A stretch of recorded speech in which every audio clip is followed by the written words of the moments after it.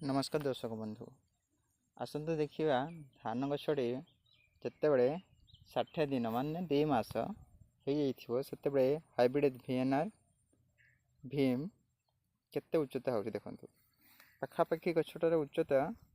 1.5 foot पखापाखि उच्चता हम 1.5 ରୁ 2 foot पखापाखि उच्चता रही आप ठीक समय सार प्रयोग कर धान गछटा मस्त देखा भल भाव हम पाग भल रही पाग देखते आम बर्तमान आम सार प्रयोग करवा यूरिया एवं पोटास को मिसईचु 3:1 रेशियो आम प्रयोग करवा तो ये टोटाल बिल आम यूरिया सार बर्तमान प्रयोग करदे यूरिया सार प्रयोग करने आगु आप जाने बिल में निहाती पानी था दरकार